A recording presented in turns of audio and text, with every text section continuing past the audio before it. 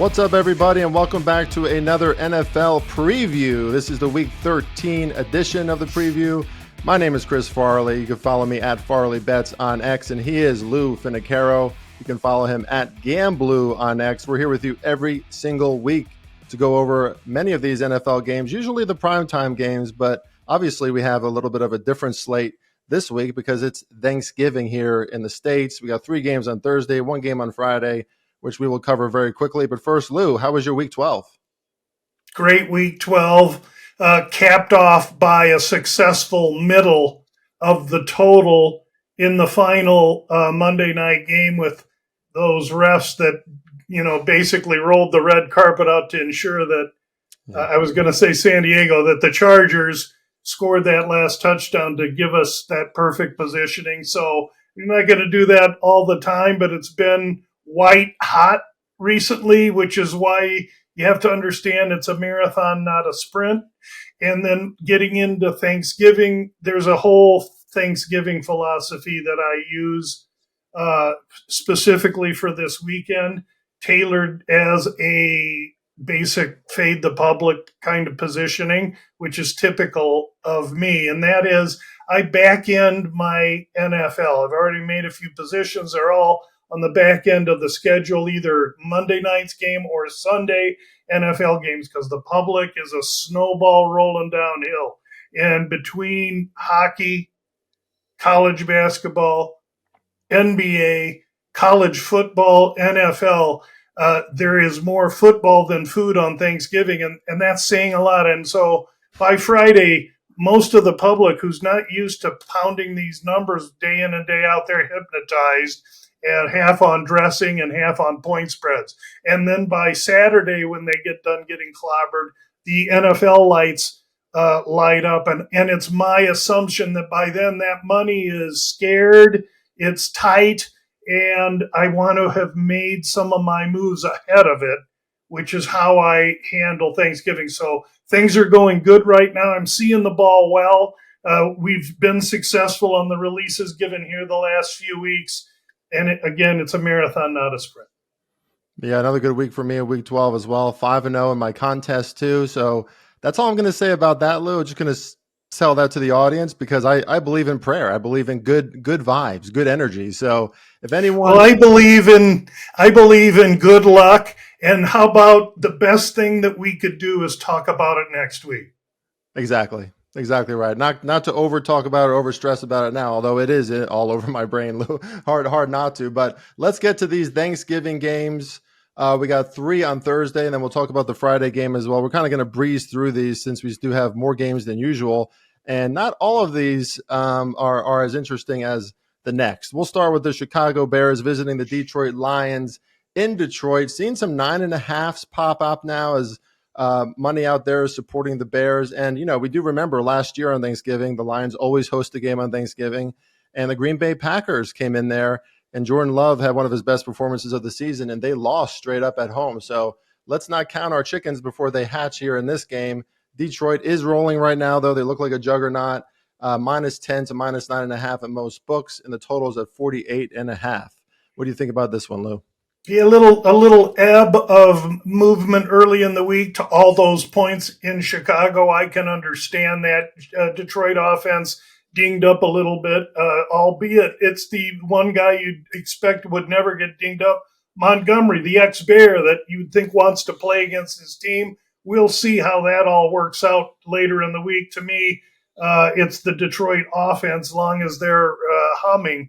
I think it's going to be a tough task for the Bears. Detroit's got good special teams. I don't want any part of this game and its division ugliness. Gun to my head, if I had 10, I'd take it.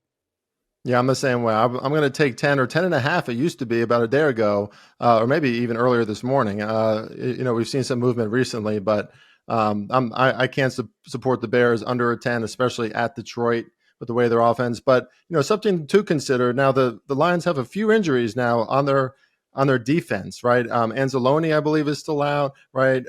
So they're a little banged up on defense. If Caleb Williams and that offense can get going, which they've looked better the last 2 weeks, I think this one could be closer than we think. All right, let's go. New York Giants at Dallas Cowboys. You talk about a dumpster fire here, Lou. But I would say that the New York Giants are much more of a dumpster fire than the Dallas Cowboys. I'm afraid that Brian Daboll has lost that locker room. Players just kind of talking to the media and however, saying whatever they want. That's not a good sign. And now we have Drew Lock, who looks like he's going to suit up for the New York Giants. So you're seeing some movement here. I'm seeing a few threes in the marketplace. This was 3.5 in favor of the Cowboys. But all I will say about this one is I wouldn't buy that bait. The Giants are not a team. I'm a Giants fan, and I don't think it's been worse than this in a little while as far as the locker room and organization goes.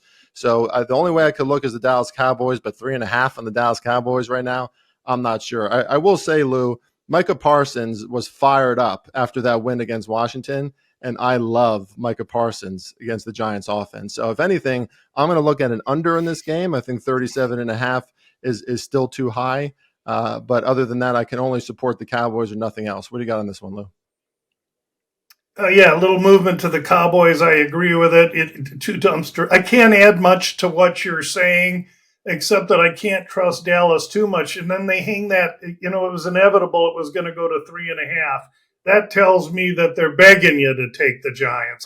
This is Dallas or nothing. Special teams advantage to Dallas top 5, Giants bottom 5. That's a point right there. So. Again, this is the game where the Finocchiaro family will be sitting down and eating, and I'm the person cooking, so I'll be toiling during this time and not paying much attention to this particular game. It's the next one I'll be interested in of the 3 on Thanksgiving. Yeah, the next one is very interesting. We got the Miami Dolphins visiting Lambeau Field. Packers off a big win against the 49ers, 38-10. Really dominated them. Of course, they didn't have Brock Purdy, but still a really good win for the Packers. They're doing well. But Miami now is white hot, Lou. Their offense looking like it used to look with Tua. And the line here is just 3. We're seeing 3 at most books now in favor of the Packers at home. Total in this one is 47. It is going to be very cold at Lambeau Field in the 20s, it looks like, with the wind chill factors, some wind. I don't know if there's going to be any snow, but you never know. And in Wisconsin at this time of year. But Tua says he's looking forward to changing our perceptions about him in this cold weather. What do you think about this one, Lou? I think a lot of things. And when I look at the matchup in DVOA terms, Green Bay is the better team right now.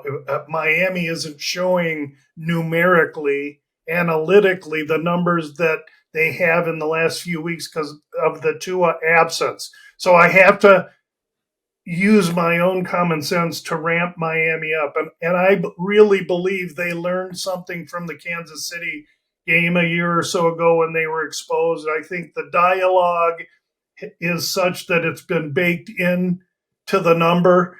And I think its number is going to go back from 3 to 3.5, 3 to 3.5. And as the snowball of public gets to this game, you can count on in the evening on Thursday, that number will be 3.5. And I'm very interested in Miami. Despite the fact this is their 4th game in 17 days, there's a lot to prove for this team trying to make a charge from nowhere into the playoffs. And Green Bay is solid. We're going to get a good effort out of them. But the cold, I think, is what's going to push me towards Miami because, number one, it's nowhere near as cold as it was last year. Winds only 10 miles an hour. It's going to be windier in Jacksonville. And Miami's got a chip on their shoulder and has something to prove. And that's kind of where I'm standing on that one. Yeah, it's hard for me to pick against the Packers in a game that's probably going to feature a lot of running plays because they've just been so effective. But Miami's been pretty good against the run as well. I mean, they're in the top half of the league at least in yards per carry allowed. I forget what yards per game, but Dolphins defense playing better too, Lou. So 400 yards plus per game in the last few weeks with Tua back. Maybe the Dolphins are going to be able to make a little playoff run here, but they got to keep winning, and this is certainly a big challenge. And they need to get the lead. They got to play from the lead, take that running game away from Green Bay. That was a great point. And that's why, I would still lean Packers because of that run game and being at home. But So You know, they're fans. There's our first. It took Thanksgiving. That's the first cold beer bet we're going to make between Chris and Lou. I'm going to give Chris Green Bay, and I'm only going to take the 3. So you have Green wow. Bay given 3, and I'll take Miami plus a 3 for a cold beer. And now we have one more category we're going to keep it, and it may not be cold because I love porter, and porter isn't ice cold. Porter should be more room temperature. So we're gonna bet a cold tatty porter on my end against whatever it may be that Chris wants over there about Sam Adams or something from the East Coast, and there we go. Well, yeah, about 11:15 a.m. tomorrow, I got a Bloody Mary waiting for me, Lou. That's all I'm thinking about right now. But you've heard about pizza bets. Now you're hearing about porter bets on this show here at sportsbet.io. Okay, the Friday game is pretty interesting to me, Lou. And I don't know which side to. I probably won't have a bet on this game because I'm conflicted from the sense that the Kansas City Chiefs, we know, do not cover these big spreads. Their offense has not been as explosive. This is an age-old rivalry, right? One of the oldest in the NFL. The Raiders always play up. But we remember last season, the Raiders went into Kansas City and won that game straight up with the same quarterback that's going to play. Now, Aiden O'Connell didn't do all that much in that game, but they pulled out the victory with a lot of great defense, a big Antonio Pierce motivational spot, perhaps. But here are the Chiefs, getting 13 points. I mean, this was at 12.5.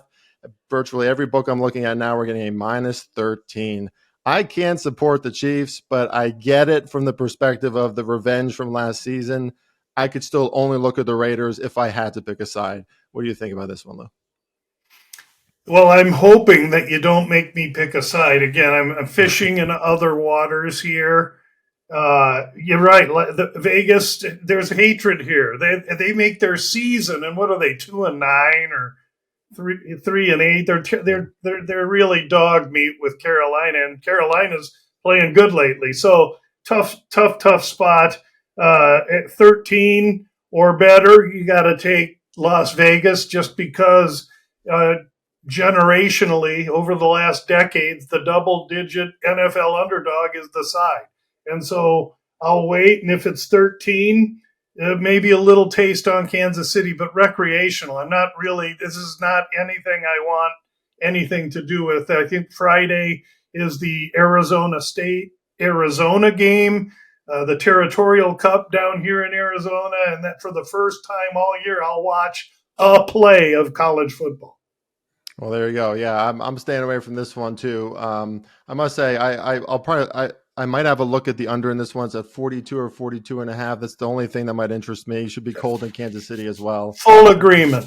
Yeah, and Full we got agreement. Aiden O'Connell on the other side who didn't do much last year anyway, right? So and plus that Kansas City offense ain't doing that much. We saw that last week. Carolina looking pretty good against Kansas City last week. That was interesting. Okay, let's move on to Sunday Night Football.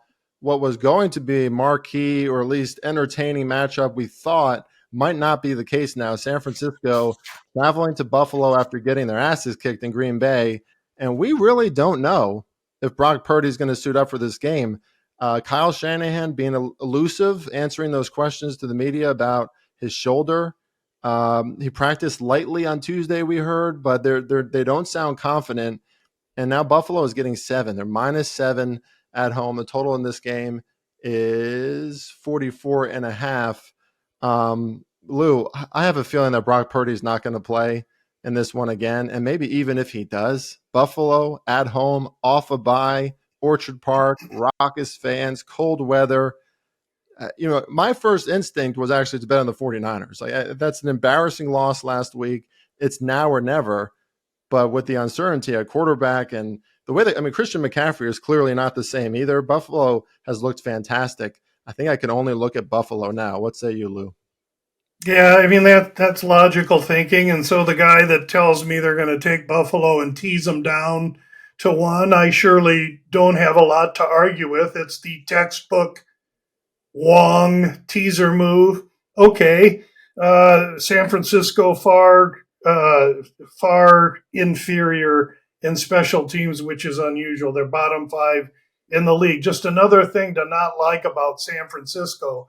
And the reason, again, their season total we talked about here was my biggest play of the year, under 11. That's already in. And it was based on minus 22 days net rest disadvantage. And they were net 20 days last year and went to the Super Bowl. But the 49ers are simply tuckered all out.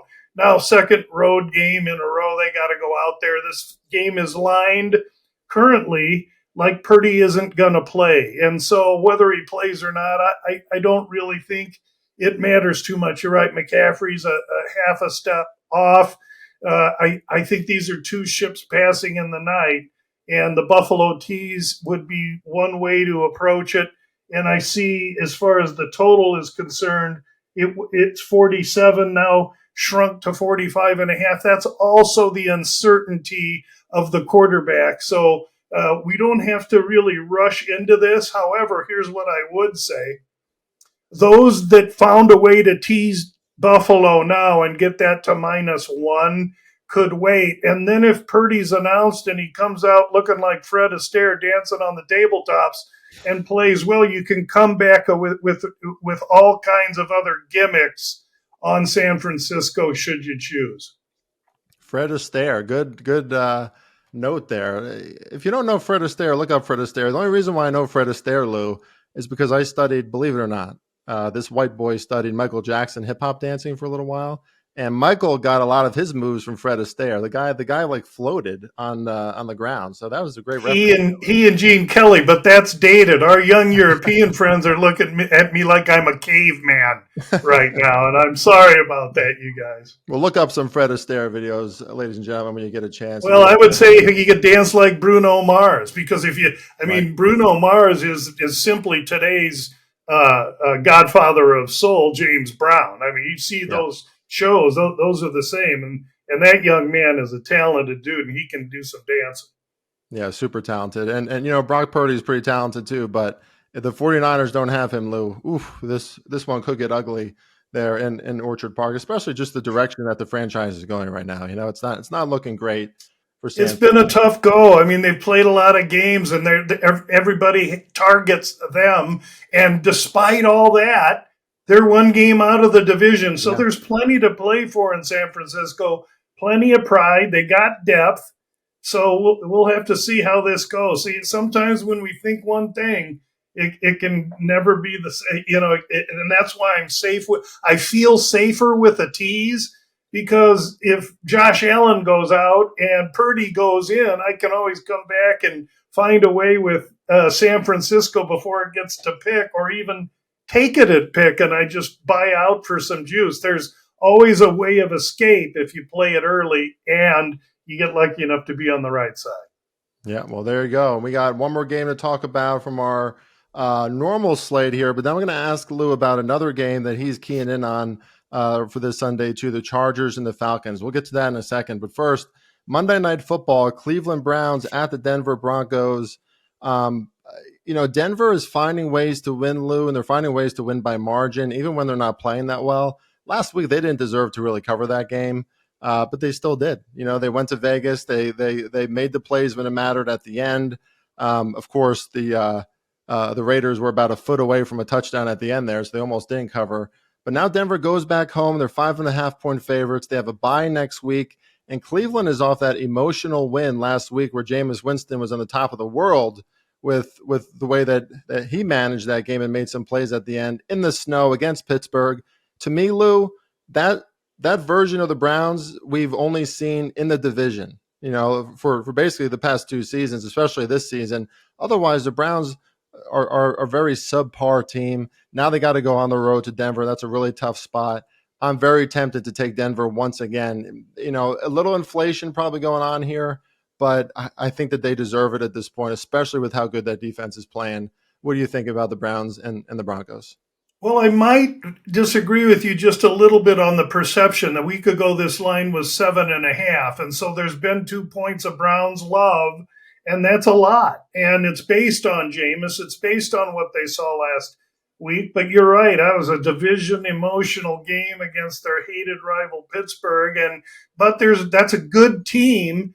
The issue now is that Jameis, can he translate high octane, low turnover play 2 games in a row because that's where he struggles most. He's Jekyll and Hyde. And Denver, with that defense, I think merits a good hard look. And so my tactic on this one is to sit. I think it's close at 5 or 5.5 to its low point. And when it hits that low point, I'm going to attack that Denver probably in a money line sense, and then use it aggressively with a parlay or two beforehand. I want to be in play to Denver at a pick'em coming into Monday night, because what I think will happen is the public will be Cleveland and they're going to believe in Jameis, but they haven't gotten to this game yet. This early move to Cleveland, I think, is sharp based. But I think I don't have a problem going against it, because I think Denver is a team with a coach like Tomlin. He's pissed off at everybody naysaying him, and he's ready to kick in the door. And that team's ratcheting up every week. So just like you said, the Cleveland team didn't really travel well last year or this year. And last year they couldn't play defense on the road. So I have a pretty strong play into Denver money line on this Monday night game. Again, it gives me options when things happen in 3 more days, and a lot will happen in 3 days. This is going to be my official play for the show. Denver's been treating me well. Like this spot at home. Like that they have a bye next week. I don't like Cleveland in these situations. I mean, they recently got shellacked by the Saints, who are not a very good team when they were on the road as well. So, I think Jameis Winston, the bad side comes out, a few interceptions, sacks. The Browns can't really run the ball. So I think the Broncos don't have to do much to win this game, to be honest with you. I'm taking the Broncos minus 5.5 in this one on Monday night. Lou, I got a question for you before we get to the Falcons and Chargers.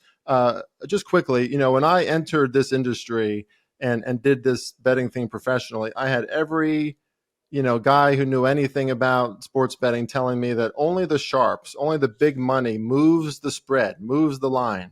But I've heard you say a few times on this show, the public coming in at this point with how much volume there is from public betting, isn't the public moving the spread a little bit too? Yeah, but it doesn't start. We don't start to really see it till Thursday afternoon or Friday. And on this week, we may not see it then, because they'll be so distracted game by game with the slate on Thursday, then Friday, then Saturday. But make no mistake about it, when they come to whatever segment of betting it is, early Saturday college, middle game with the pro game, and then late Saturday college, believe me, they're betting like a snowball going downhill, and they're eating every game as it comes. And that's not the way to bet. It's just shooting with a shotgun to see what falls, and Uncle Louie trying to shoot with a long range pistol and just take something down from distance. So I'm very selective. I'll use very few bets. My NFL bets between tomorrow and Monday will be 5 or 6 bets. But I'm trying to shoot with a rifle. I'm trying to narrow my focus to increase my expertise with that. So I don't know if that answers your question. Yeah. That's me. Yeah, no, I mean, that's exactly what I thought. It's just at first what everybody was telling me, maybe that's a few years ago, the market was a little different, but the spread, the line can move, ladies and gentlemen. It's not always sharp money, right? Oh, And it even does. that And you term, can, sharp money, it's like, no, money moves the lines. Whether right. it's sharp or not, we can speculate all we want in that. What I will say is this. On Monday, if you see a total move from one move down, that's not public. Mm-hmm. Okay, that is not public money, Yeah, a total on Monday. Now, Sunday morning, half hour before the game time, you see a full point move, usually to the over. That's public. Yeah. The public tends to bet favorites, and they tend to bet overs. That's already baked in the line by the line makers, and that's done Sunday beforehand. They're ahead of the wave. Doesn't matter. The wave will still move it anyway. And that's why it's so critical to understand what these look-ahead lines are, what the lines are when they come out Sunday night after these games are over on the weekend, and what are those little ticks? What moves are being made at that point, and do they agree with my moves for each week? Here's week 14. That's after Thanksgiving. I have all my lines and totals written down next year, what I've handicapped them to be, and I'll compare those against the market and try and make early moves. This time of year, it's all about early moves and being aware of the weather in the Northeast of the United States. Yeah, just for context for the audience, what Lou means is when the totals or the spread is moving on a Monday, he's not talking about the Monday night game. He's talking about the games next Sunday, next Yeah, sorry to 6 not. days from then. Right, like that is when sharp money, big money bettors like that move in very early on those lines, and you'll see them As move. big as they can be. The limits are lowered. Yeah. They're very modest because the sports book knows who's coming in early. They just want to make sure their line's sharp so that they don't get hammered by the public when they come torpedoing in on Friday, Saturday. Yep. Okay, well, the last game that we'll talk about, we got a little disagreement on this one too, which I like.